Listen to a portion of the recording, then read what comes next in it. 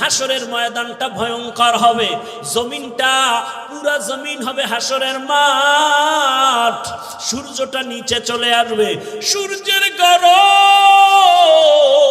মাটির জমিন তামা হয়ে যাবে, ওদিকে জাহান্নামের চিৎকারের আওয়াজ, জাহান্নাম চিল্লায় বলবে হে মালিক বেনামাজি গুলো কই,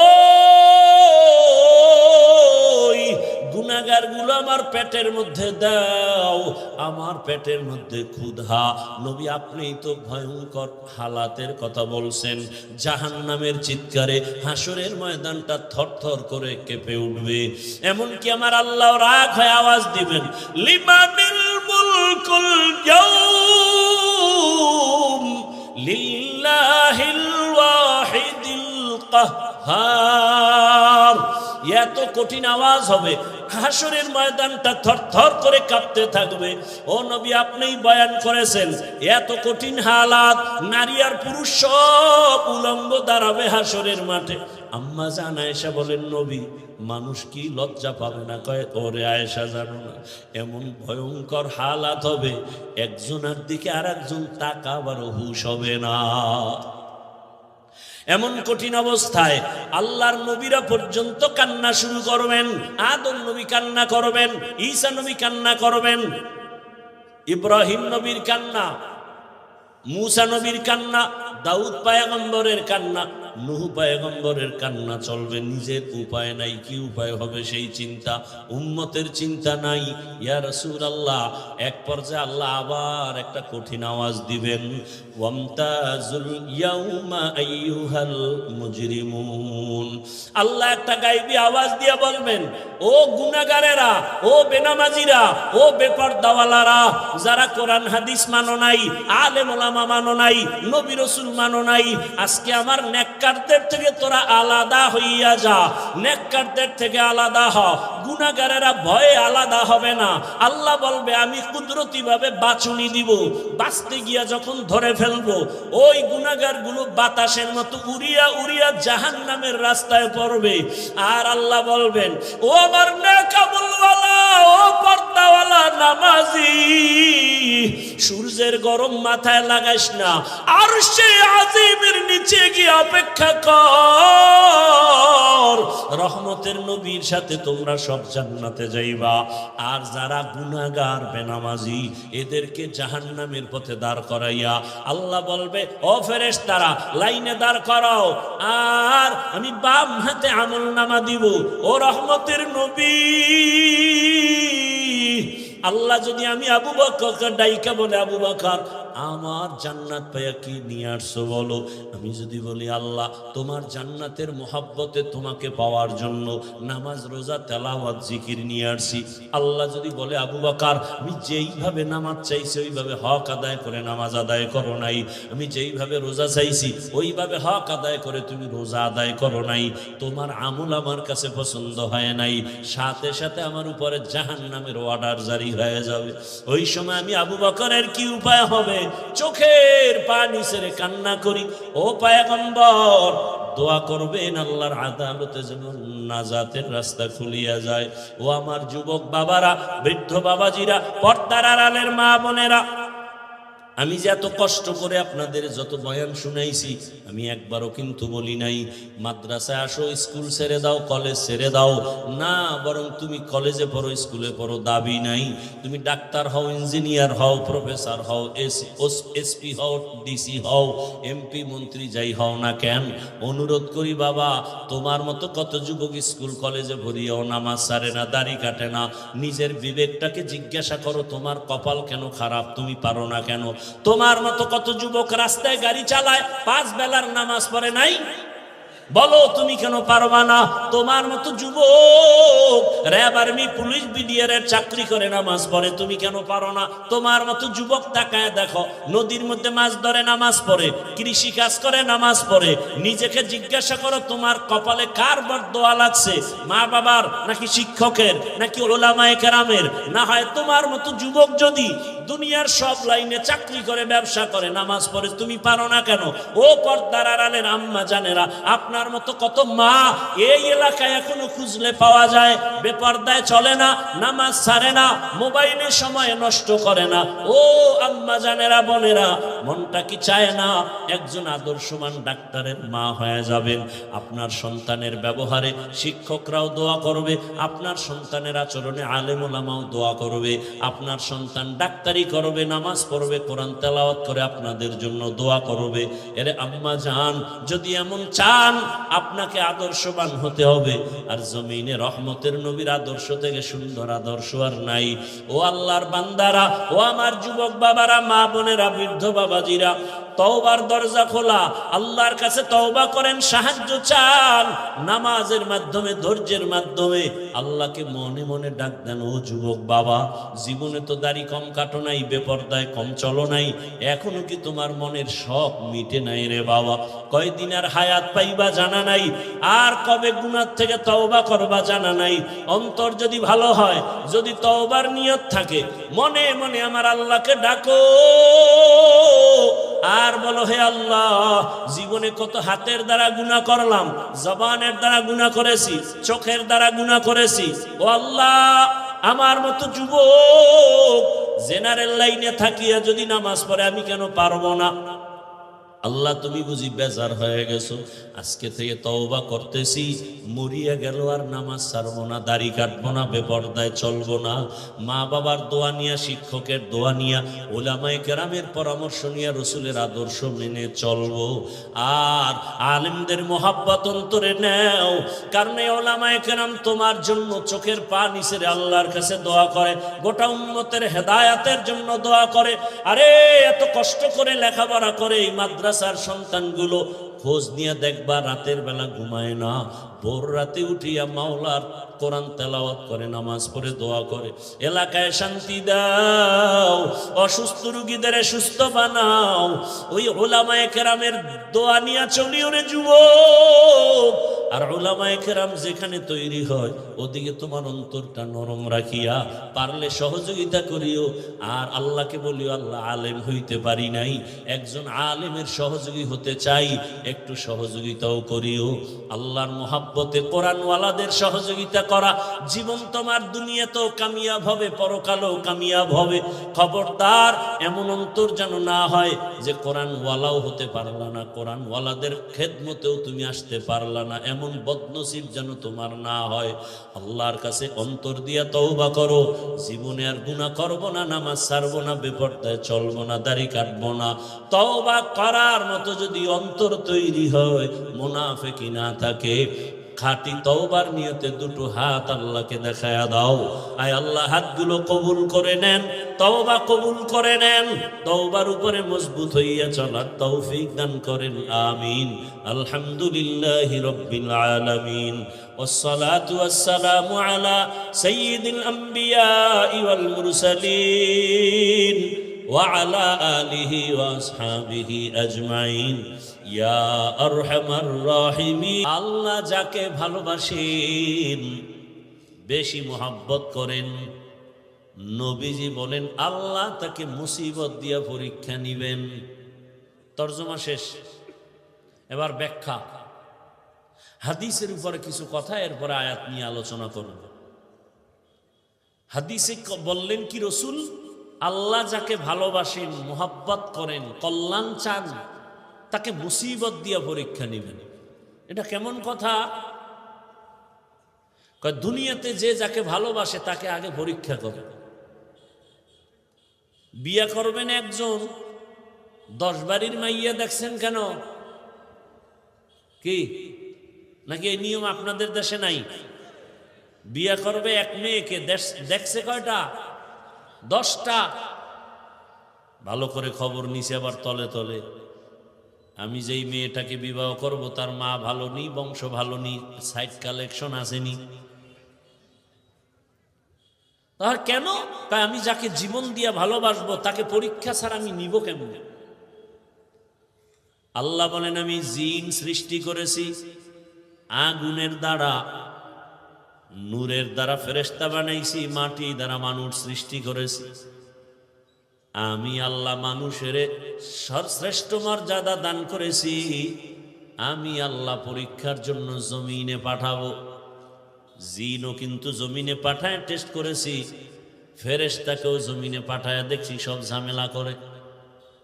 আমি জমিনে মানুষ পাঠাবো এবং আমি পরীক্ষা করে যাচাই করে দেখব কারা আমার মহাব্বতের বন্ধনে আবদ্ধ হয়ে কে টিকে কে আবার ফেল করে। দুনিয়াটাই পরীক্ষার হাল। পরীক্ষা মানি একটা মুসিবত। আল্লাহ পাক আয়াতের পরে বলেন আমি 5টা জিনিসের দ্বারা পরীক্ষা নিব। ওয়ালানাবলুওয়ান্নাকুম বিশাইইম মিনাল খাউফি ওয়াল জুই ওয়া নাকসিম মিনাল আমওয়ালি ওয়াল আনফুসি ওয়াস সামারাত ওয়া বাশশিরিস সাবিরিন।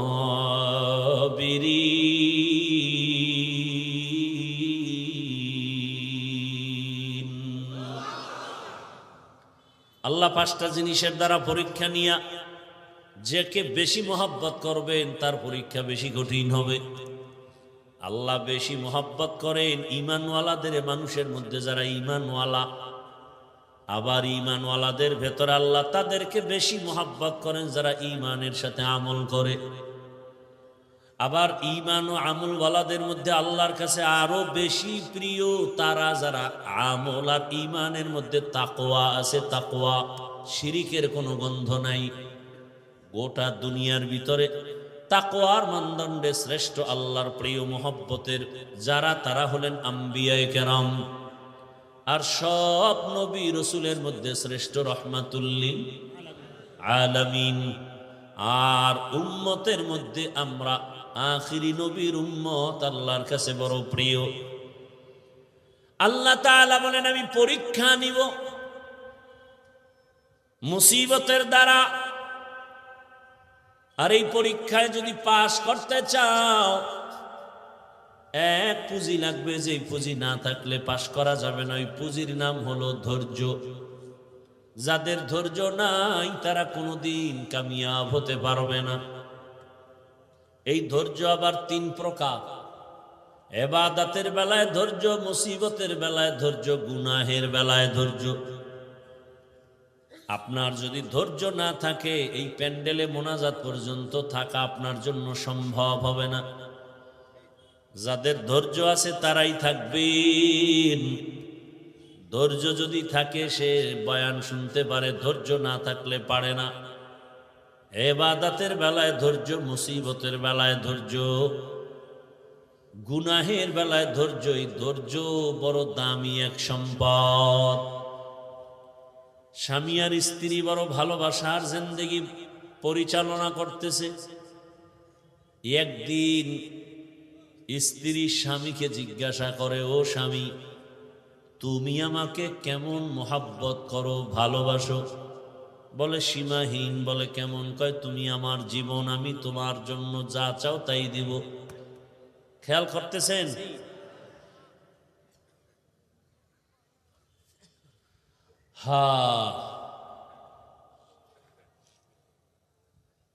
স্ত্রী বলে যা চাইবো তাই দিবা?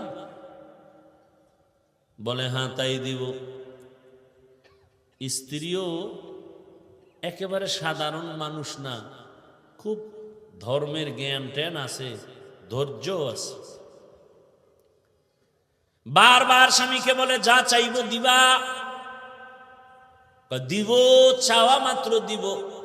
বলে বুঝা খাও? হ্যাঁ বুঝা কইছি। ওয়াদা? বলে ওয়াদা। স্ত্রী পরীক্ষামূলক বলে আমাকে 3 তালাক দিয়া দাও। স্বামীর মাথা ঠিক আছে না? গরম হয়ে গেছে। বললা কি? কই না ওয়াদা করলা, যা চাইবো তাই দিবা, দাও, তালাক দাও। স্ত্রীর কথা শুই না স্বামী বলে কল্লা যেতে পারে, তালাক তোমাকে দিব না, কারণ তোমার মতো একটা আবেদা স্ত্রী পেয়ে আমার জীবন বড় ধন্য। দুইজনের মধ্যে একটু বাক বিতণ্ডার সমাধানের জন্য জামানার নবীর দরবারে রওয়ানা। হঠাৎ রাস্তার মাঝে গিয়া স্বামী বেচারা পড়ে গিয়া পাটা ভেঙে গেছে, চিৎকার দেয় বাঁচাও। স্ত্রী হাত ধরে বলে এত কাঁদো কেন? বলে পা ভেঙে গেল।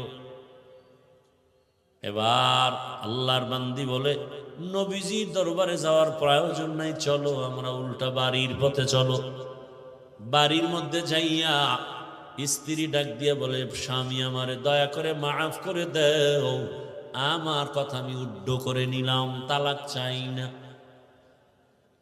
স্বামী ডাক দিয়া কয় বিবি আমার, নুজহাতুল মাজালিস নামক কিতাবে ধৈর্যের বয়ানের মধ্যে ঘটনাটা পাওয়া গেছে।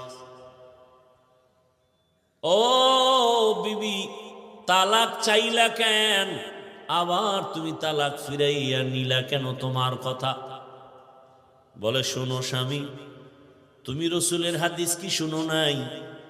রহমতের নবী বলছেন আল্লাহ যাকে বেশি ভালোবাসবেন মুসিবত দিয়া পরীক্ষা নিবেন। আমি তোমার ঘরে যত বছর সংসার করেছি একটা মুসিবত তোমার ঘরের মধ্যে আমি দেখি নাই। কোনোদিন তুমি মুসিবতে পড়ে আহ শব্দ বলো নাই। আমি বুঝলাম যেখানে মুসিবত নাই সেখানে রহমত নাই, যেখানে রহমত নাই সেখানে আমিও থাকতে চাই না, তালাক চেয়েছি। হঠাৎ রাস্তার মাঝে গিয়ে তুমি পড়ে গেছো,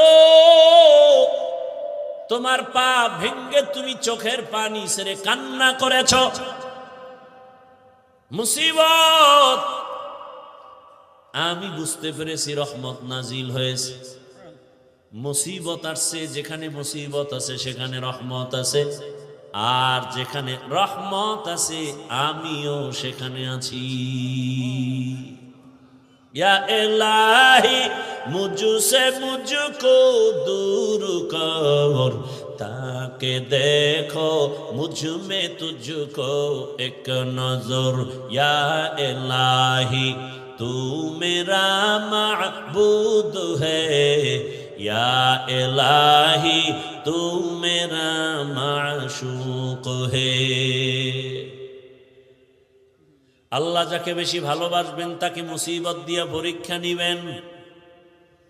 অন্য হাদিসের মধ্যে নবী বলেন আদ-দুনিয়া সিজনুল মুমিন ওয়া জান্নাতুল কাফির। দুনিয়াটা মুমিনের জন্য জেলখানা, বেঈমানের জন্য শান্তির জায়গা, বালাখানা। যত শান্তি দুনিয়ায় মুমিন কখনো শান্তি পাবে না, বেঈমান শান্তি পাবে দুনিয়ায়, মরার পরে অশান্তি শুরু হবে, শেষ হবে না। আর মুমিন কষ্ট করবে দুনিয়ায়, মরণ পরে এমন শান্তি শুরু হবে আর কোনোদিন শেষ হবে না। দুনিয়ায় শান্তি, পরকালে কষ্ট বেঈমানের জন্য। দুনিয়ায় কষ্ট, পরকালে শান্তি মুমিনের জন্য। তবে মুমিন যদি আল্লাহর উপরে ভরসা করে, যদি একটু আখেরাতের লাইনে আগাইতে থাকে, দুনিয়ায় বান্দা সম্মান পাবে, বোনাস। কি সমস্যা ভাইরা আমার? আল্লাহ যাকে বেশি মোহাব্বত করেন তাকে মুসিবত দিয়ে পরীক্ষা নেন। এই রকম হাজার উদাহরণ যদি টানি সারা রাত চলে যাবে। আমার রহমতের নবী, যার কোনো গুনাহ নাই, সন্দেহ করলে ঈমান চলে যাবে। আল্লাহ যাকে স্পেশাল করে বানাইছেন, মুসা নবী আল্লাহর বন্ধু, ঈসা নবী আল্লাহর। এই উঠা বসা করেন কেন? এই উঠার ব্যারাম থাকলে ঢুকছেন কেন? বাহিরে দাঁড়ায় দাঁড়ায় বয়ান শুনতেন, বিড়িটাই না আবার আসতেন। এত বুঝানোর পরেও নিজেরও ক্ষতি করেন, উম্মতেরও ক্ষতি করবেন। আপনার দীর্ঘ টাইম বসার অভ্যাস না থাকলে আপনি কেন বসেন ভিতরে? আপনি বাহিরে চেয়ার দিয়ে বসে বসে বয়ান শুনেন। আমি তো শুরুতেই বলছি, আমি বয়ান তো ওই গতানুগতিক ওই বক্তা হিসাবে বয়ান করি না, কলিজার ভালোবাসা দিয়ে বয়ান করি। মুখস্থ বয়ান আল্লাহর উপরে ভরসা করে বলতেছি। কি বয়ান করব তা তো আমি রেডি করে আসি নাই। আউযুবিল্লাহ ঢুকছি, জেহেন ঘুরাইছি, কি আয়াতটা পড়ব। এই বছর এই আয়াত দিয়ে বয়ান শুরু করি না, আজকে পড়ে ফেললাম। আজকে এই আয়াতটা নতুন পড়লাম, অন্য বছর এই আয়াতের উপরে অনেক বয়ান করেছে। এরপরে আয়াতের উপরে কি বয়ান হবে তাও তো আমার জানা নেই। একের পর এক কথা আসতেছে আসতেছে আসতেছে। বক্তার এলেমের বাহাদুরিতে বয়ান হয় না, ভালো করে মনে রাখবেন। ছোট ছোট কিছু কথা বলি মনে রাখবেন। বক্তার আমল আর এলেমের বাহাদুরিতে ওয়াজ হয় না। এর মূল চাবি আল্লাহর রহমত আর অন্তরে শ্রোতাদের অন্তরের ভালোবাসা, মোহব্বত। এই দুইটা এক থাকলে বয়ান হয়। আপনারা আমার বয়ান বের করার ফোকাস, এখন ওইটা বুঝাইতে গেলে আরো যাইবে 20 মিনিট। একজন উঠছে দিছে প্যাঁচ লাগায়, আমার নজর তো চারোদিকে, কে হাত উঠায়, কে বসে, কে ঘাড় এদিক সেদিক করে, নজর তো দিক চলে যায়। পারি না, আমার এই অভ্যাসই নেই, করুন না বয়ান। আপনারা শুনতে চান না, আমার ঠেকাটা কি? হেদায়েতের মালিক তো কোনো বান্দার হাতে আল্লাহ চাবি দেন নাই, এত পেরেশানি কেন? বৈশেই তো সেই বয়ান করছে। রসুলের মতো ব্যক্তির বয়ানে আবু জাহিল্লা বাচ্চা যদি কালেমা না পড়ে, আমি কে? রসুলের বয়ান, যার চেহারা দেখলে গুনাহ মাফ, সেই রসুলকে টানা 13 বছর দেখার পরে যে বেঈমান কালেমা পড়ে না, আমি কে? আমি তো মানুষই না। বক্তা হয়েছি ঠিক, মাওলানা হয়েছে ঠিক, মানুষ হতে পারি নাই। মানুষ হওয়া ভিন্ন জিনিস। আর রহমান আল্লামাল কুরআন খালাকাল ইনসান, এই বয়ান যেখানে করেছি সেখানে বলেছি মানুষ কাকে বলে। আল্লাহ বলছেন মানুষ কারা? এই মানুষ আল্লাহর কাছে মানুষ না, আল্লাহর দরবারের মানুষগুলো আলাদা। কোন মানুষ? আল্লাহ বলে দিছেন আর রহমান আল্লামাল কুরআন খালাকাল ইনসান। বিস্তারিত এখানে আলোচনা। আল্লাহর কাছে কোন মানুষ জান্নাত পায়? মাগরিবের পরে বয়ান করছি গোপালগঞ্জের একটা এলাকায়, ভরপুর মানুষ, সেখানে একটা হাদিস বলছি। যেহেতু কথা টানে চলে আসছে, 1 মিনিটে শুধু একটু বলতেছি। আবু হুরায়রা রাদিয়াল্লাহু তাআলা আনহু থেকে একটি সহিহ হাদিস বর্ণিত। হাদিসের হাও জানে না, সহি সহিলা এলাফায়। রসুল কোনদিন বলে যান না এই হাদিস সহি, এটা সহি না। এটা বর্ণনাকারী মুহাদ্দিসিনে কেরাম তাদের মতামত।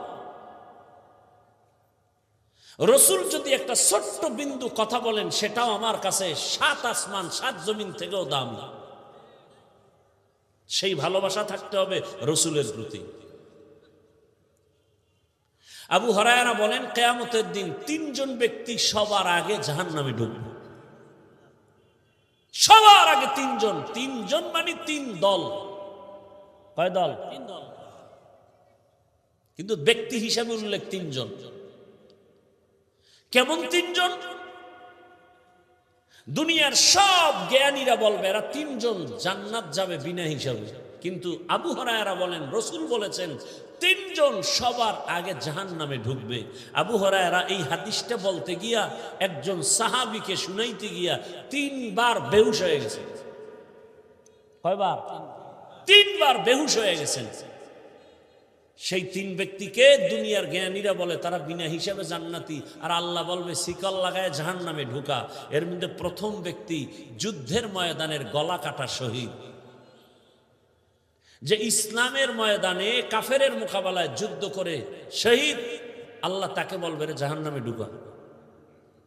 দ্বিতীয় আমার মতো মাওলানা, আল্লাহ বলবে এই মাওলানা দিকে, দুনিয়ার মানুষ তোর বয়ান শুনছে, তোরে এলেম দিয়েছিলাম, কি করছো? আল্লাহ যে ওয়াজ করছি, দাওয়াত দিছি। মানুষ তো তাই জানে, আমি তো ভিতরেরটা জানি। মানুষ তো তোর উপরেরটা জানে, আমি তো ভেতরেরটা জানি। তোরে আল্লামা না লেখলে মনে কষ্ট পাইতি, কেউ জানতো না, আমি জানি। কি এই রোগ নাই?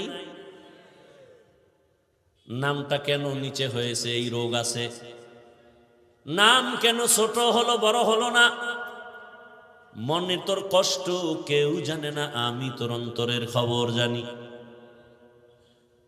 আরো কথা বলার সুযোগ নাই। আল্লাহ বলবে এই জাহান্নামের ফেরেশতা ধর এই মাওলানারে, জাহান্নামের ভেতরে ঢুকা।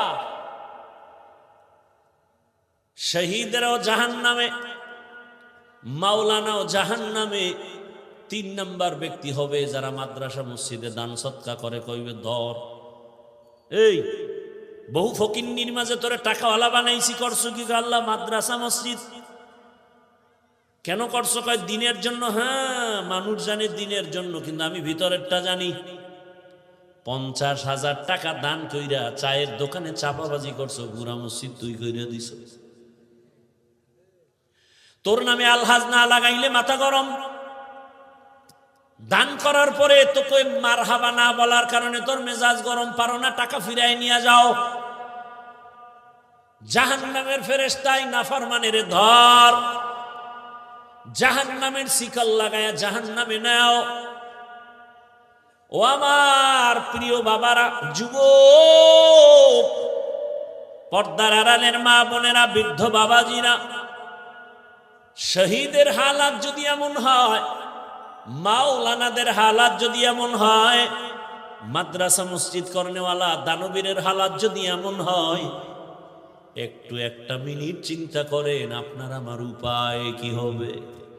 জিন্দেগি মে বন্দগি তু করনা হে,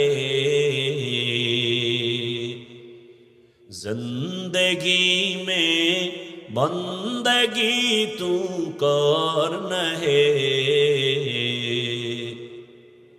जिंदगी बे बंदगी शर्मिंदा है, जिंदगी बे बंदगी शर्मिंदा है। दुनिया में हो दुनिया का तलबगार न हो, बाजार से गुजर हो खरीदार न हो। ये दुनिया एक मिसल कागज फूल है, ये दुनिया एक मिसले कागज फूल है, जिंदगी में बंदगी तू करना है, जिंदगी बे बंदगी शर्मिंदा है, जिंदगी बे बंदगी शर्मिंदा है, जिंदगी में बंदगी कुन बंदगी, बंदगी बे जिंदगी शर्मिंदगी। ভাইরা আমার, বলার সময় কই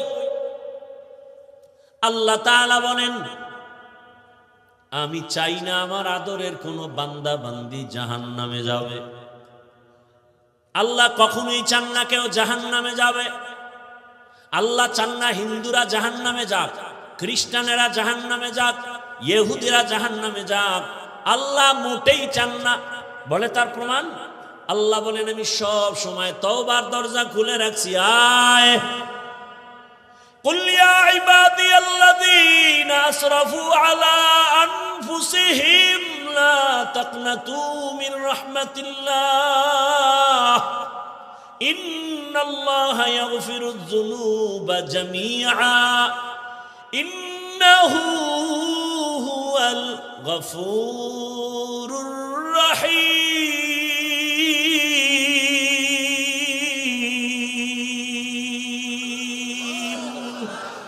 गर तवक्कुल मी कुनी हर सुबह शाम मेरा साना दरिस्त तू अजला मकाम जुज़बा हक़ची ज़े मखाज इंसुजा फज़ले उआ मस्ते दर जुमला जहा। আল্লাহ বলেন, ও আমার প্রিয় বান্দা বান্দিরা, আয় আমার দরজা খোলা। কি পরিমাণ গুনাহ করেছো? বান্দা বলে 40 বছরের গুনাহ তো বিশাল, হিমালয় পাহাড়ও ছাড়ায় গেছে আমার গুনার এত বড় স্তূপ। আল্লাহ কয়, তুই যদি আসমান বড় বড় গুনাহ করে ফেলো, বিশাল বড় লবণের পাহাড়, কিসের পাহাড়? লবণের বিশাল বিশাল বড় পাহাড়। যত বড় বড় লবণের পাহাড়, একটু যদি সমুদ্রের পানি ধাক্কা লাগায়, লবণের পাহাড় বিলীন হতে কয় হাজার বছর লাগবে? বলছি না সত্য কথা, জবাব দিয়েন ভালো করে। কয় মাস? মুহূর্তের মধ্যে সমুদ্রের পানির ধাক্কায় লবণের পাহাড় যেমন বিশাল পাহাড়। কোন কাজের লোকেরা যদি বলি তোমরা 500,000 মানুষ কাজ করে লবণের পাহাড়, এখান থেকে তুমি তাড়াতাড়ি সাতক্ষীরায় নিয়ে যাও, সময় লাগবে নি? বুঝে না, অনেক সময়। কিন্তু সমুদ্রের একটা পানির বাড়ি মারলে মুহূর্তে বিলীন হয়ে যাবে। আল্লাহ কয়, রে গোলাম, কি পরিমাণ গুনাহ করেছো, কয় পাহাড় বানাইছো। দুনিয়ার আসমান বড় বড় যদি গুনার পাহাড় বানাও, আমার রহমতের পানির বাড়ির সাথে সাথে তো গুনার পাহাড় চুরমার হয়ে যাবে।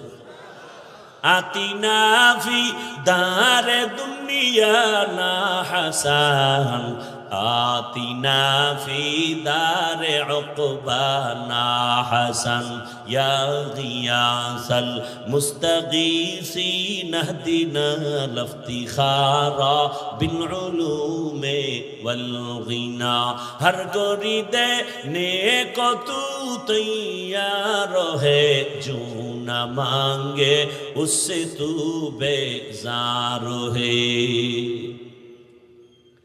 আল্লাহ তাআলা বারবার ডাকেন, আসো, তওবার দরজা খুলে দিলাম, আসো।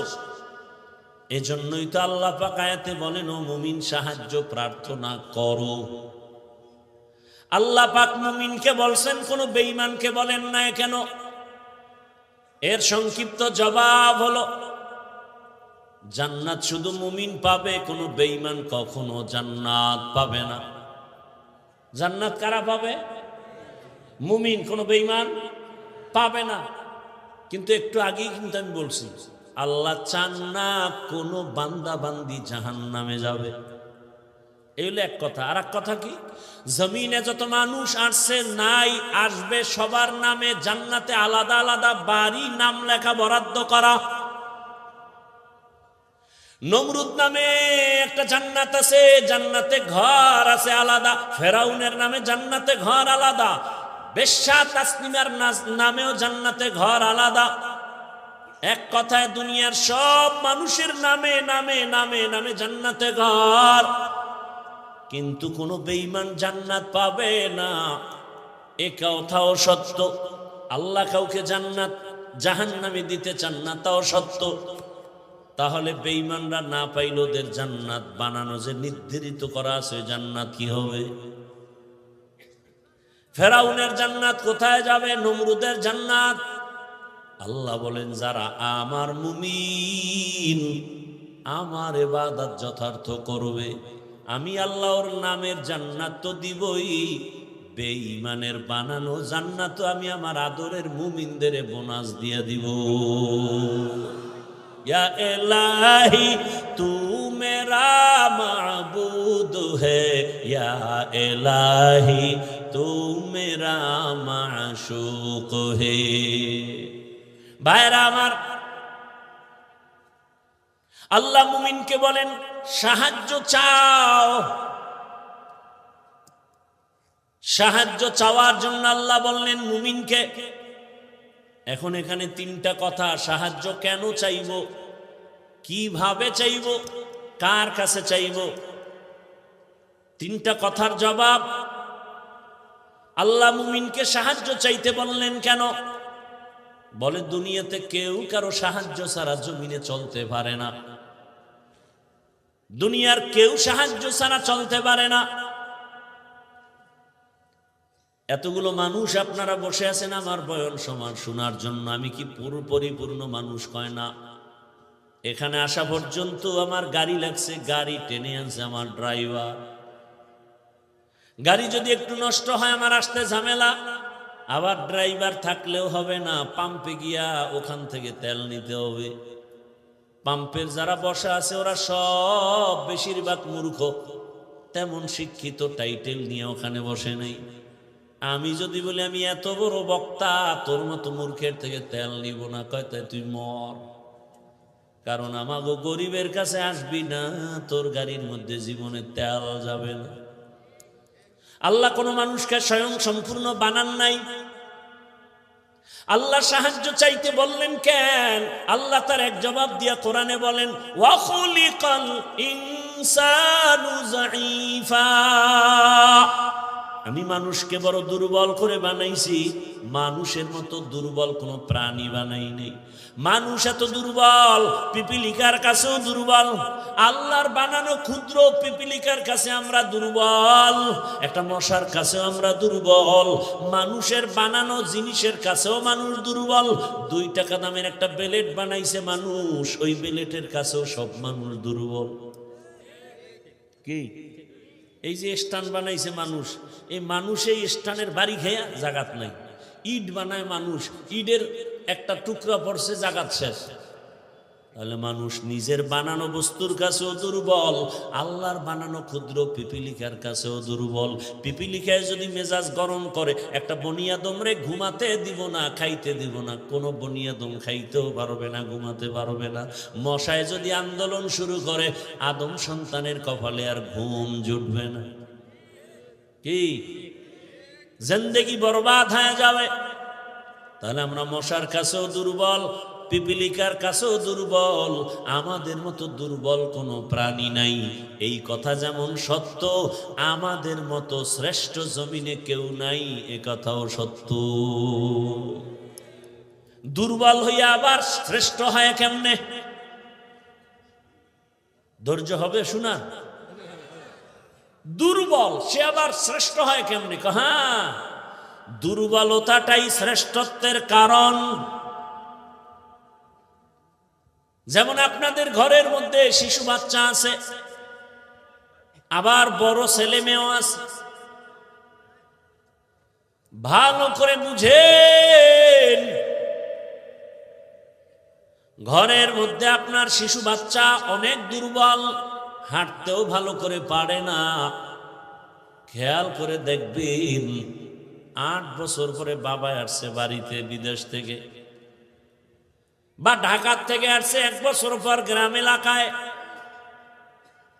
অনেক শপিং নিয়ে আসছে। এর মধ্যে বর্তমান দুনিয়াতে যত বড় কিছু আনুক, আকর্ষণীয় হাদিয়া কি? মোবাইল। নিজের জন্য 90-1 লাখ টাকার মোবাইল, বউয়ের জন্য একটা। বউয়ের মোবাইল বউরে দিবে, কিন্তু সব কাপড় চুপড় বের করে বলে ভাগ ভাগ করে দেও। ছেলের জামা মেয়ের জামা মোবাইল 2টা আলাদা রেখে দিছে ড্রেসিং টেবিলের উপরে, ওটা প্যাকিং করা ইনটেক। ছেলে একটা বড়, ওর তো নজর হেন, ও কাপড় চুপড়ের দিকে তাকায় নাই, ও গিয়া ইনটেক প্যাকেটটা ধরছে। লাখ টাকার মোবাইলের প্যাকেটটা যখন ধরছে না, বাবাই দিছে ধমক, এই মোবাইল ধরিস না। ছেলের মনে একটা কষ্ট আছে, বাবা এতদিন পরে বাড়ি আসছো, ধমক দিলা কেন? অভিমান কইরা সন্তান অন্য জায়গায় বা রুমে গিয়া চুপচাপ বসে আছে, রাগ করে। বাবা সব গুছাই টুছাই ও ইনটেক মোবাইল টেবিলে রাইখে গেছে বাথরুমে। কোন রুমে? বলেন বলেন। আমরা বাথরুম, শিক্ষিত ভদ্র যারা, এরা বাথরুম কয় না, কি কয়? ওয়াশরুম। ওয়াশ কয়নি? বাথরুমে ওয়াশ করা চূড়ান্তভাবে উচিত না, কারণ বাথরুম হলো জিন শয়তানের আড্ডাখানা। বাথরুম কখনো ওয়াশরুম হতে পারে না। একান্ত যদি আপনার বাথরুম ওয়াশরুম বানাতে হয়, মাঝখানে পার্টিশন লাগায়া দেন, বাথরুম আলাদা থাকবে, ওয়াশরুমে আপনি ওযু বানাবেন, যা করবেন, ওয়াশরুম আলাদা, পর্দা লাগায়া দেন। না হয় আরো উত্তম হবে, বাথরুম আলাদা থাকবে, আপনার ওয়াশরুম থাকবে আলাদা। কি কমু, কারে কমু? দুনিয়ার সব মিস্ত্রিগুলো সব এক না একতন্ত্র ভাবে বেসিনটা দিয়ে তুইবে বাথরুমের ভিতরে। এরপরে কমর তো সবচেয়ে আর হাই, লো কমর নেই, সব চেয়ারে বয়ে বয়ে বয়ে বয়া টেলিভিশন দেখবে বাথরুমের ভিতরে। কি আর বলবো, ওয়াশরুম নয় বাথরুম, তো বাথরুম, সেটা ওয়াশরুম হয় কিভাবে? আমাদের অনেক ওলামায়ে কেরামের বিরুদ্ধাচরণ করেন, উচিত না।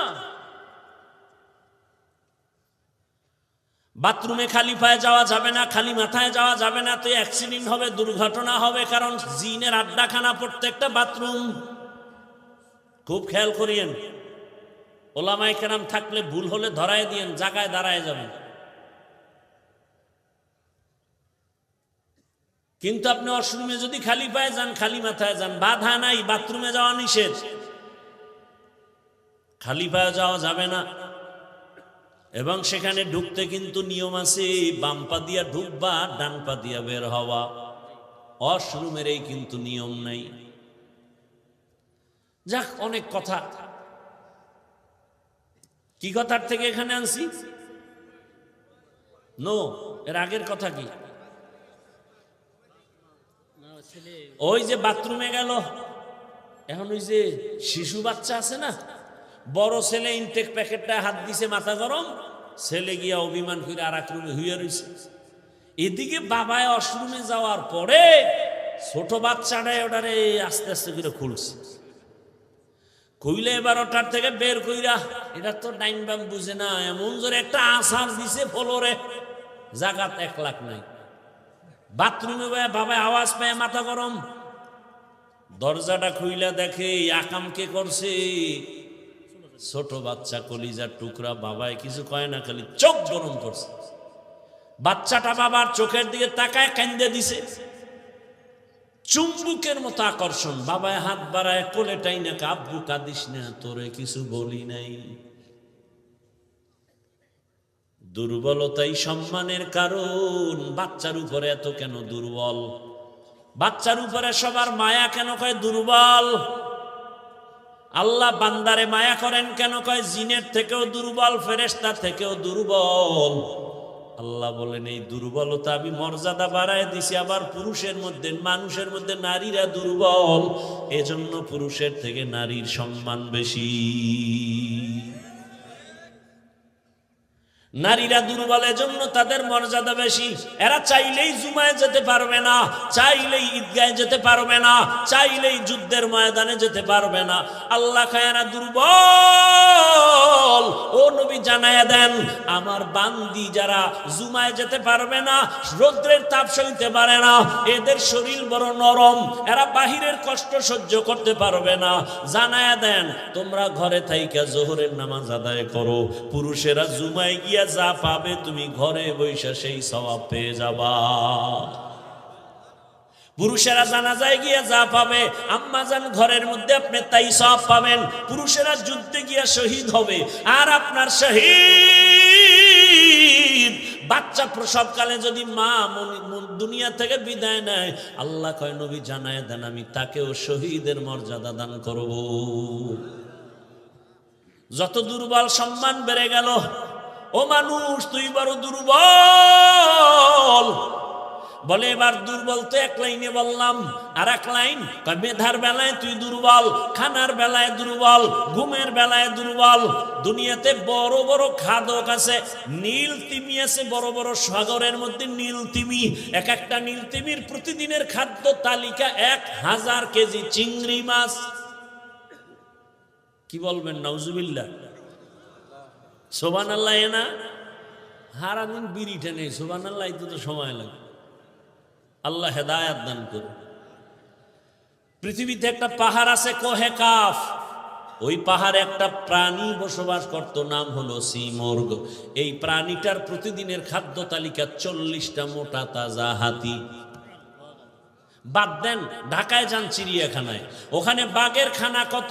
বাঘের প্রতিদিনের খাদ্য তালিকায় লেখা 17 কেজি গোশত প্রতিদিন একটা বাঘের খাদ্য। আপনাকে এই থানায় কেউ পারবে 3 বেলায় 17 কেজি গোশত মারতে পারবে?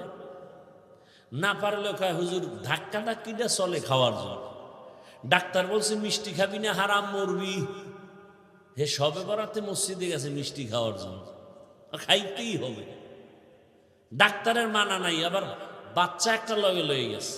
নিছো ভালো কথা, তোমার বন্টনে একটা প্যাকেট, সে বাচ্চারটাও নিছে, এবার ফাঁক দিয়ে আর একটা প্যাকেটের জন্য হাত দিছে। আরেকজনের পিছন দিয়ে দেখে যে আমি একটাই ভাই দুইটা নেওয়ার পরে আরেকটা টানে, ওর হাতেরটা ধরে টান দিছে, লাগছে দুইজনে কিলাকিলি, কিলাকিলিতে প্যাকেট সব পায়ের তলে ভর্তা।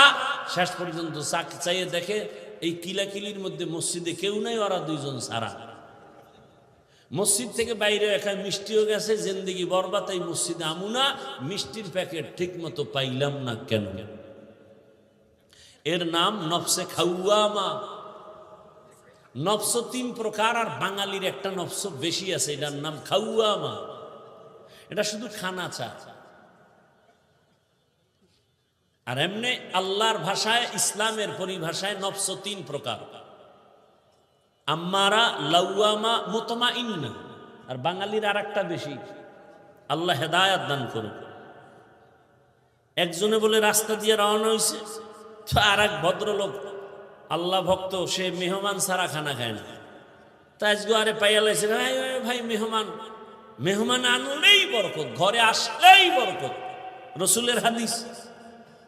এখন সেই সময়ের খাদ্য বড় প্রধান রুটি।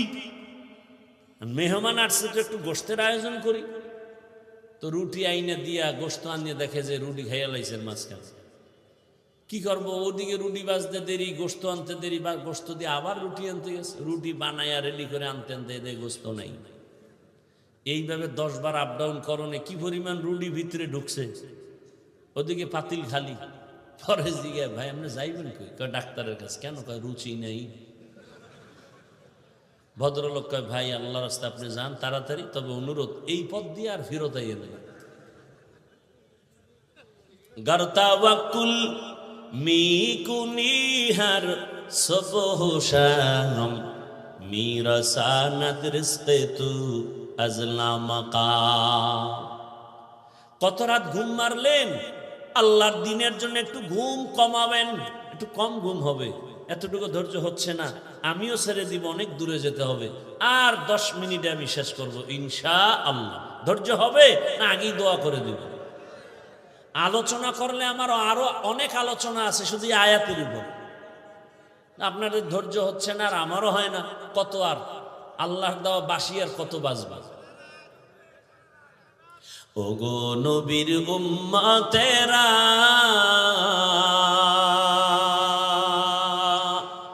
হয়ে আজি দিশাহারা, কোরআন হাদিসের চলো যখন যাহা চায় মনে, নবী বিনে কে তারাবে পুলসিরাত মিজানে, নবী বিনে কে তারাবে পুলসিরাত মিজানে। উম্মতের কান্ডারি নবী,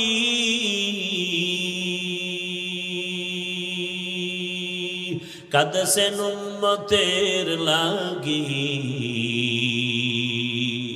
এখনো কাঁদেন নবীজি শুয়ে মদিনার পানে, নবী বিনে কে তারাবে পুলসিরাত মিজানে, নবী বিনে কে তারাবে পুলসিরাত মিজানে।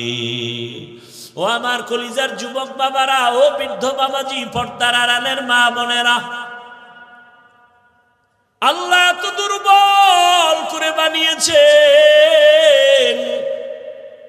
কিন্তু মর্যাদা সবার উপরে দিয়েছেন। মানুষের মতো দামি কেউ নাই। আমরা মেধার বেলায় দুর্বল, সবাই কিন্তু MBBS ডাক্তার, সবাই ডিগ্রি নিয়ে বসে আছে চেম্বারে, কিন্তু একে অপরের কাছে দুর্বল। নাক কান গলার ডাক্তার পেটের রোগ ঠিক করতে পারে না, মেডিসিনের ডাক্তার নাক কান গলার উপরে বিশেষজ্ঞ না।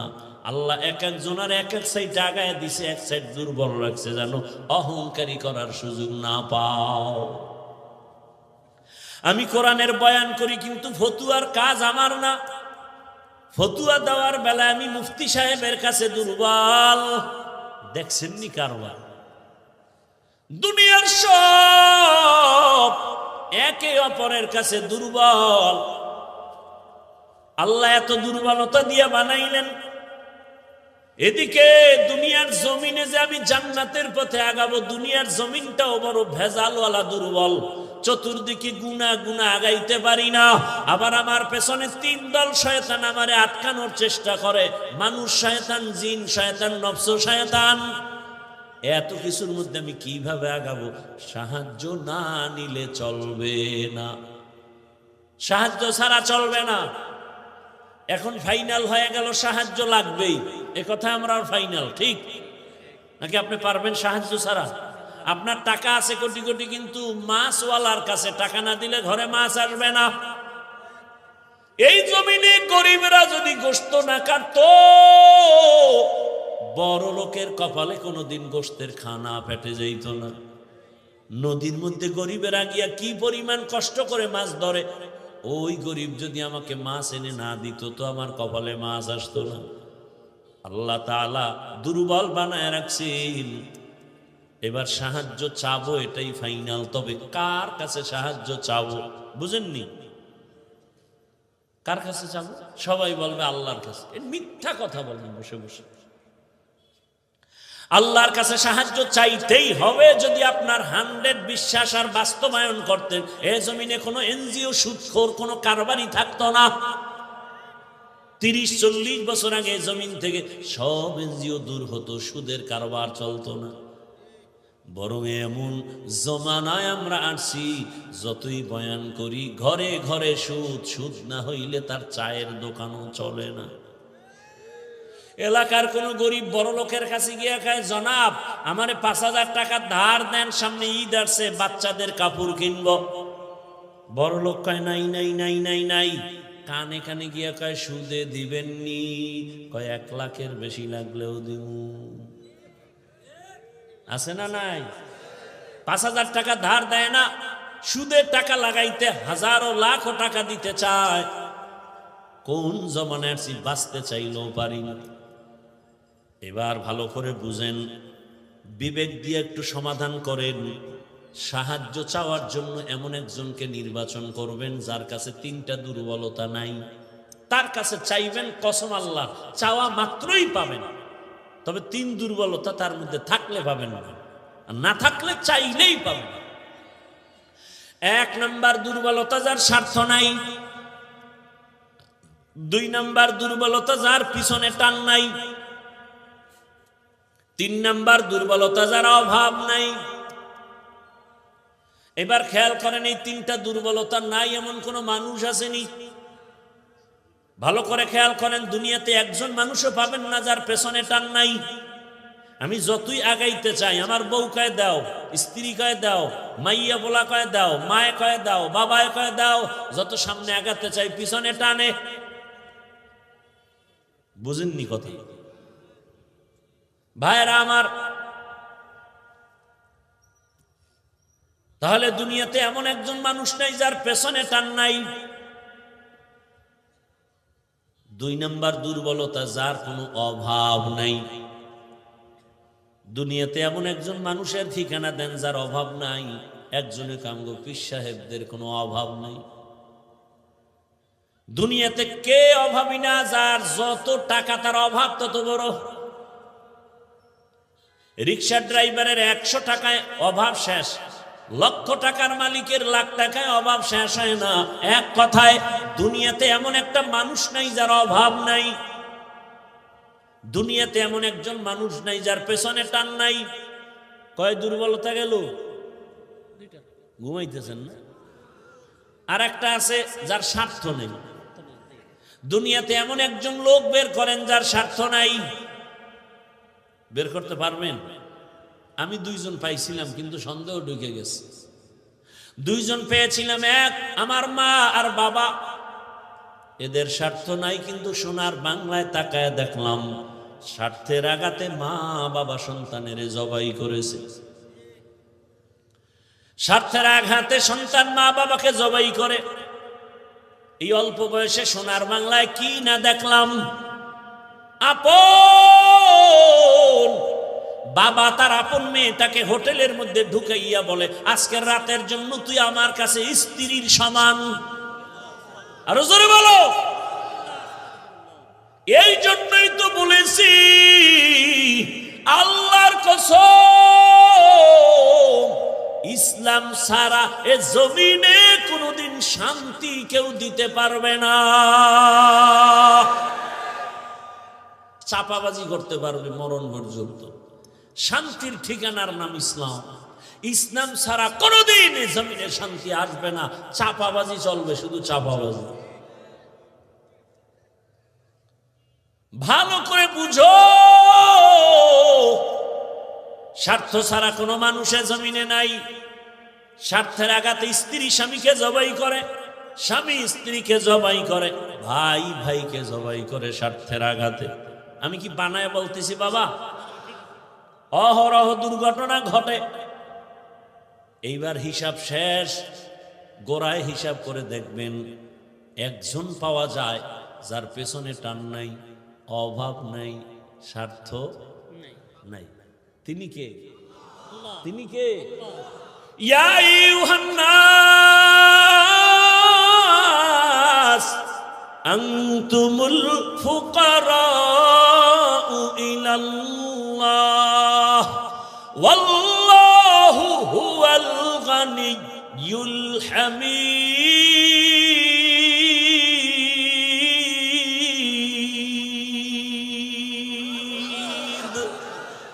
गर तवक्कुल मीकुनी हर सुबह शाम मेरा सानद रिस्क तू अज़लामका।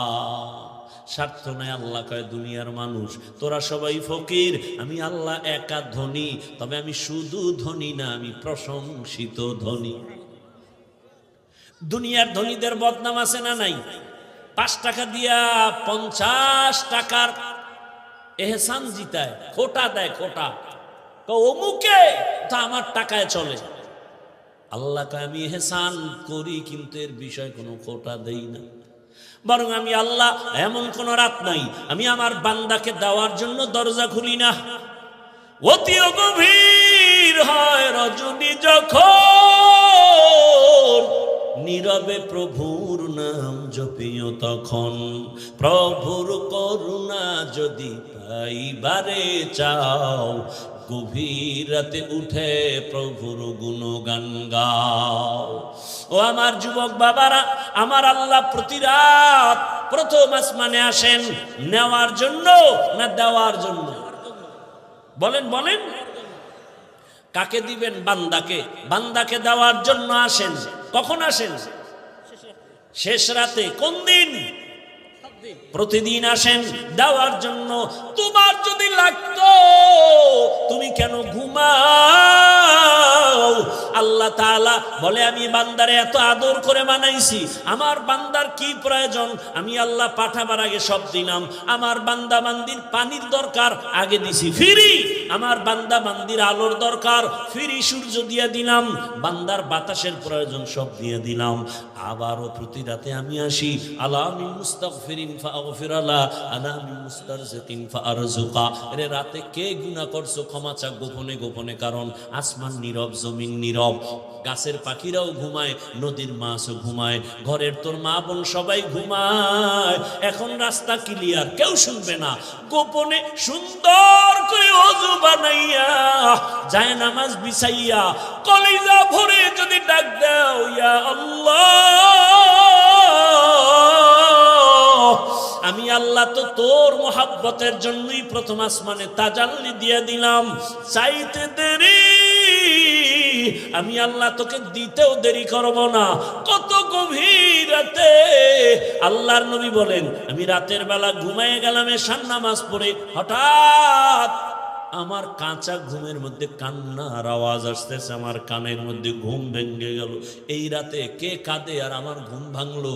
নবী বলেন আমি উঠলাম, নজর করে দেখলাম আমার মাথার পিছনেই তো মসজিদে নববী। আমি দেখি ওখানে একজন আল্লাহর বান্দা রাতের গভীরে নামাজে দাঁড়ায় দাঁড়ায় কান্না করে। আমি দরজার কিনারায় অপেক্ষা করি, নামাজ শেষ। আমি ভাবতেছি মনে হয় অন্য কেউ, তাকায় দেখি না না, জান্নাতের 1 নাম্বার সাহাবী আবু বকর নামাজে দাঁড়ায় গভীর রাতে কান্না করে। আমি আবু বকরকে দেখলাম, আবু বকর আমারে দেইখা চমকে উঠলেন, ইয়া রাসূলুল্লাহ, এ গভীর রাত আপনি কি ঘুমান নাই? বলে, তোমার কান্নায় ঘুম ভেঙে গেল। ও আবু বকর, তুমি কাঁদলা কেন? আবু বকর বলেন, ইয়া রাসূলুল্লাহ, মালিকের আদালতে কেমনে দাঁড়ায় হিসাব দেব সেই ভয়ে কান্না করতেছিলাম। আমার আল্লাহর আদালতে কেমনে দাঁড়াবো? নবী বলেন, কেন? আপনার তো জান্নাতের টিকিট রেডি, দর্জনার প্রথম আপনি। আবু বকর বলেন, ইয়া রাসূলুল্লাহ, আরে আমি আবু বকরের থেকে টিকিটের পাওয়ার তো নবীদেরটার বেশি, কিন্তু আপনিই তো বয়ান করেছেন হাসরের ময়দানটা ভয়ঙ্কর হবে, জমিনটা পুরা জমিন হবে হাসরের মাঠ, সূর্যটা নিচে চলে আসবে, সূর্যের গরম মাটির জমিন তামা হয়ে যাবে, ওদিকে জাহান্নামের চিৎকারের আওয়াজ, জাহান্নাম চিল্লায় বলবে, হে মালিক, বেনামাজি গুলো কই? গুনাহগার গুলো আমার পেটের মধ্যে দাও, আমার পেটের মধ্যে ক্ষুধা। নবী, আপনিই তো ভয়ঙ্কর হালাতের কথা বলছেন, জাহান্নামের চিৎকারে হাসরের ময়দানটা থরথর করে কেঁপে উঠবে। এমনকি আমার আল্লাহ রাগ হয়ে আওয়াজ দিবেন, লিমানিল মুলকুল ইয়াউম লিল্লাহিল ওয়াহিদিল কাহ্হার। এত কঠিন আওয়াজ হবে, হাসরের ময়দানটা থরথর করে কাঁপতে থাকবে। ও নবী, আপনিই বয়ান করেছেন এত কঠিন হালাত, নারী আর পুরুষ সব উলঙ্গ দাঁড়াবে হাসরের মাঠে। আম্মা জান আয়েশা বলেন, নবী, মানুষ কি লজ্জা পাবে না? কয়, ওরে আয়েশা, জানো না, এমন ভয়ঙ্কর হালাত হবে, একজনের দিকে আর একজন তাকাবারও হুঁশ হবে না। এমন কঠিন অবস্থায় আল্লাহর নবীরা পর্যন্ত কান্না শুরু করবেন। আদম নবী কান্না করবেন, ঈসা নবী কান্না করবেন, ইব্রাহিম নবীর কান্না, মুসা নবীর কান্না, দাউদ পয়গম্বরের কান্না, নূহ পয়গম্বরের কান্না চলবে। নিজের উপায় নাই, কি উপায় হবে সেই চিন্তা, উম্মতের চিন্তা নাই। ইয়া রাসূলুল্লাহ, এক পর্যায়ে আল্লাহ আবার একটা কঠিন আওয়াজ দিবেন, ওয়ামতাজুল ইয়াউমা আইয়ুহাল মুজরিমুন। আল্লাহ একটা গায়বী আওয়াজ দিয়ে বলবেন, ও গুনাহগারেরা, ও বেনামাজিরা, ও বেপরদাওয়ালারা, যারা কোরআন হাদিস মানো নাই, আলেম ওলামা মানো নাই, নবী রাসূল মানো নাই, আজকে আমার নেককারদের থেকে তোরা আলাদা হইয়া যা, নেককারদের থেকে আলাদা হ। গুনাহগারেরা ভয়ে আলাদা হবে না। আল্লাহ বলবে, আমি কুদরতি ভাবে বাছুনি দিব, বাঁচতে গিয়া যখন ধরে ফেলবো, ওই গুনাহগার গুলো বাতাসের মতো উড়িয়া উড়িয়া জাহান্নামের রাস্তায় পড়বে। আর আল্লাহ বলবেন, ও আমার নেকামলওয়ালা, ও পর্দাওয়ালা নামাজি, সূর্যের গরম মাথায় লাগাইস না, আরশে আজিমের নিচে গিয়ে অপেক্ষা কর, রহমতের নবীর সাথে তোমরা সব জান্নাতে যাইবা। আর যারা গুনাহগার বেনামাজি, এদেরকে জাহান্নামের পথে দাঁড় করাইয়া আল্লাহ বলবে, ও ফেরেশতারা, লাইনে দাঁড় করাও, আর আমি বাম হাতে আমলনামা দিব। ও রহমতের নবী, আল্লাহ যদি আমি আবু বকরকে ডাইকা বলে, আবু বকর, আমার জান্নাত পাইয়া কি নিয়ে আসছো বলো? আমি যদি বলি, আল্লাহ তোমার জান্নাতের মোহাব্বতে তোমাকে পাওয়ার জন্য নামাজ, রোজা, তেলাওয়াত, জিকির নিয়ে আসছি। আল্লাহ যদি বলে, আবু বকর, আমি যেইভাবে নামাজ চাইছি ওইভাবে হক আদায় করে নামাজ আদায় করো নাই, আমি যেইভাবে রোজা চাইছি ওইভাবে হক আদায় করে তুমি রোজা আদায় করো নাই, তোমার আমল আমার কাছে পছন্দ হয় নাই, সাথে সাথে আমার উপরে জাহান্নামের অর্ডার জারি হয়ে যাবে। ওই সময় আমি আবু বকরের কি উপায় হবে? চোখের পানি ছেড়ে কান্না করি, ও পয়গম্বর, দোয়া করবেন আল্লাহর আদালতে যেন নাজাতের রাস্তা খুলিয়া যায়। ও আমার যুবক বাবারা, বৃদ্ধ বাবাজিরা, পর্দার আড়ালের মা বোনেরা, আমি যে এত কষ্ট করে আপনাদের যত বয়ান শুনাইছি, আমি একবারও কিন্তু বলি নাই মাদ্রাসায় আসো, স্কুল ছেড়ে দাও, কলেজ ছেড়ে দাও। না, বরং তুমি কলেজে পড়ো, স্কুলে পড়ো, দাবি নাই। তুমি ডাক্তার হও, ইঞ্জিনিয়ার হও, প্রফেসর হও, এসপি হও, ডিসি হও, এমপি মন্ত্রী যাই হও না কেন, অনুরোধ করি বাবা, তোমার মতো কত যুবক স্কুল কলেজে ভরিয়েও নামাজ ছাড়ে না, দাড়ি কাটে না। নিজের বিবেকটাকে জিজ্ঞাসা করো, তোমার কপাল কেন খারাপ, তুমি পারো না কেন? তোমার মতো কত যুবক রাস্তায় গাড়ি চালায়, 5 বেলার নামাজ পড়ে নাই, বলো তুমি কেন পারবা না? তোমার মতো যুবক র্যাব, আর্মি, পুলিশ, বিডিআর এর চাকরি করে নামাজ পড়ে, তুমি কেন পারো না? তোমার মতো যুবক তাকায় দেখো, নদীর মধ্যে মাছ ধরে নামাজ পড়ে, কৃষি কাজ করে নামাজ পড়ে। নিজেকে জিজ্ঞাসা করো, তোমার কপালে কার বরদোয়া লাগছে? মা বাবার, নাকি শিক্ষকের, নাকি ওলামায়ে কেরামের? না হয় তোমার মতো যুবক যদি দুনিয়ার সব লাইনে চাকরি করে, ব্যবসা করে, নামাজ পড়ে, তুমি পারো না কেন? ও পর্দার আড়ালের আম্মা জানেরা, আপনার মতো কত মা এই এলাকায় এখনো খুঁজলে পাওয়া যায়, বেপর্দায় চলে না, নামাজ ছাড়ে না, মোবাইলে সময় নষ্ট করে না। ও আম্মা জানেরা, বোনেরা, মনটা কি চায় না একজন আদর্শমান ডাক্তারের মা হয়ে যাবেন? আপনার সন্তানের ব্যবহারে শিক্ষকরাও দোয়া করবে, আপনার সন্তানের আচরণে আলেম ওলামাও দোয়া করবে, আপনার সন্তান ডাক্তারি করবে, নামাজ পড়বে, কোরআন তেলাওয়াত করে আপনাদের জন্য দোয়া করবে। এরে আম্মা জান, যদি এমন চান, আপনাকে আদর্শবান হতে হবে। আর জমিনে রহমতের নবীর আদর্শ থেকে সুন্দর আদর্শ আর নাই। ও আল্লাহর বান্দারা, ও আমার যুবক বাবারা, মা বোনেরা, বৃদ্ধ বাবাজিরা, তওবার দরজা খোলা, আল্লাহর কাছে তওবা করেন, সাহায্য চান, নামাজের মাধ্যমে, ধৈর্যের মাধ্যমে আল্লাহকে মনে মনে ডাক দেন। ও যুবক বাবা, জীবনে তো দাড়ি কম কাটো নাই, বেপরদায় কম চলো নাই, এখনো কি তোমার মনের শখ মিটে নাই রে বাবা? কয়দিন আর হায়াত পাইবা জানা নাই, আর কবে গুনাহ থেকে তওবা করবা জানা নাই। অন্তর যদি ভালো হয়, যদি তওবার নিয়ত থাকে, মনে মনে আমার আল্লাহকে ডাকো আর বলো, হে আল্লাহ, জীবনে কত হাতের দ্বারা গুনাহ করলাম, জবানের দ্বারা গুনাহ করেছি, চোখের দ্বারা গুনাহ করেছি। ও আল্লাহ, আমার মতো যুবক জেনারেল লাইনে থাকিয়া যদি নামাজ পড়ে, আমি কেন পারবো না? আল্লাহ, তুমি বুঝি বেজার হয়ে গেছো, আজকে থেকে তওবা করতেছি, মরিয়া গেল আর নামাজ ছাড়বো না, দাড়ি কাটবো না, বেপরদায় চলবো না। মা বাবার দোয়া নিয়া, শিক্ষকের দোয়া নিয়া, ওলামায়ে কেরামের পরামর্শ নিয়া, রসুলের আদর্শ মেনে চলবো। আর আলেমদের মোহাব্বত অন্তরে নেও, কারণ ওলামায়ে কেরাম তোমার জন্য চোখের পানি ছেড়ে আল্লাহর কাছে দোয়া করে, গোটা উম্মতের হেদায়াতের জন্য দোয়া করে। আরে এত কষ্ট করে লেখাপড়া করে এই মাদ্রাসার সন্তানগুলো, খোঁজ নিয়ে দেখবা, রাতের বেলা ঘুমায় না, ভোর রাতে উঠিয়া মাওলার কোরআন তেলাওয়াত করে, নামাজ পড়ে, দোয়া করে। এলাকায় শান্তি দাও, অসুস্থ রোগীদের সুস্থ বানাও। ওই ওলামায়ে কেরামের দোয়া নিয়ে চলিও রে যুবক। আর ওলামায়ে কেরাম যেখানে তৈরি হয়, ওদিকে তোমার অন্তরটা নরম রাখিয়া পারলে সহযোগিতা করিও। আর আল্লাহকে বলিও, আল্লাহ, আলেম হইতে পারি নাই, একজন আলেমের সহযোগী হতে চাই, একটু সহযোগিতাও করিও। আল্লাহর মোহাব্বতে কোরআনওয়ালাদের সহযোগিতা করা, জীবন তোমার দুনিয়াতেও কামিয়াব হবে, পরকালেও কামিয়াব হবে।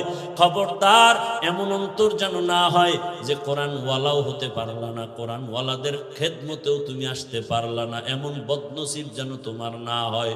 আল্লাহর কাছে অন্তর দিয়া তওবা করো, জীবনে আর গুনাহ করব না, নামাজ ছাড়বো না, বেপরদায় চলবো না, দাড়ি কাটবো না। তওবা করার মতো যদি অন্তর তৈরি হয়, মুনাফিকি না থাকে, খাঁটি তওবার নিয়তে দুটো হাত আল্লাহকে দেখায়া দাও। আয় আল্লাহ, হাতগুলো কবুল করে নেন, তওবা কবুল করে নেন, তওবার উপরে মজবুত হইয়া চলার তৌফিক দান করেন। আমিন।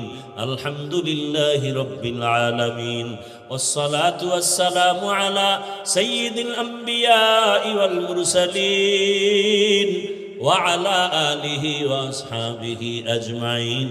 ইয়া আরহামার রাহিমিন, ইয়া আরহামার রাহিমিন।